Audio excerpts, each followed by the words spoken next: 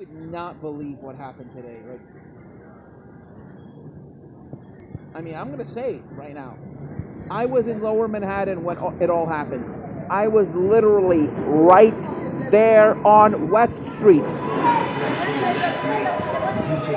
I was literally on West Street when all this happened. I was literally right there. I was literally right in front of the Freedom Tower. We were just leaving, to go to the ferry, to the ferry to go to the Statue of Liberty. And right as I was crossing West Street, pop, pop, pop, pop, pop, pop. 6 quick succession shots,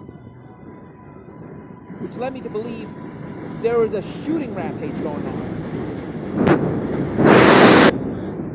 But then I didn't hear any more gunshots. It was just 6 and that's it.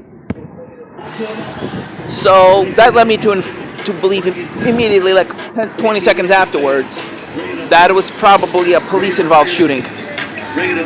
Yeah, I ended up being right, but I didn't know how it happened until I heard the news a couple minutes later.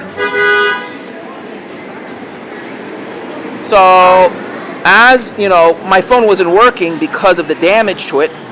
It fell and broke this morning, so I had no way of checking the news.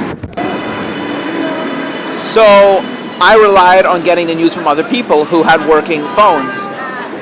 And they told me like 30 minutes after the incident that there was a car accident and a shooting. So what I heard, they made it look like it was 2 separate incidents. They're like, wait, already? They're like, wow, because I was right. Nobody else thought it was gunshots. I was the only one that suspected actual gunshots. My uncle, who's with me, thought it was probably just construction. I said, no, that's gunshots. I ended up being right. Anyway, it was only 30 minutes.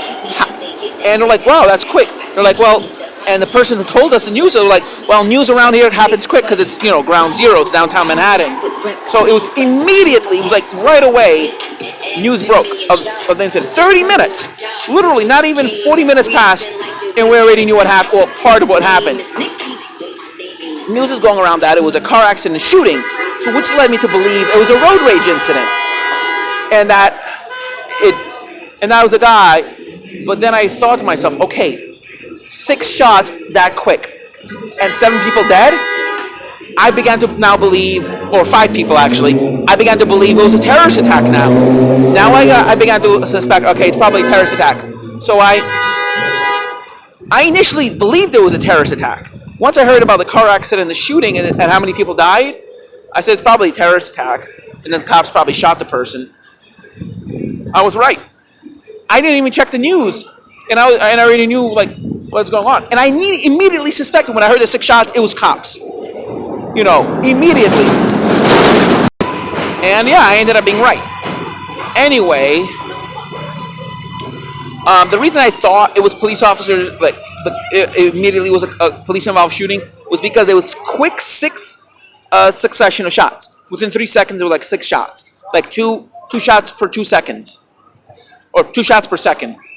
So I just have very good intuition. I just know things, like my mind is able to, to quickly come to conclusions, correct ones too. Fit patterns together. And here's a theory I have about the incident. Why the guy did it. Why he did it. Yes, he said Allahu Akbar, but he's from Tampa, and he's from Tampa, Florida. However, his name doesn't sound like it's Middle Eastern, and also, the 2 firearms he was supposedly brandishing were fakes. Which leads me now to believe this was an act of terrorism meant to be an act of suicide by cop. Yeah, you heard me correct. This was an act of an attempted suicide.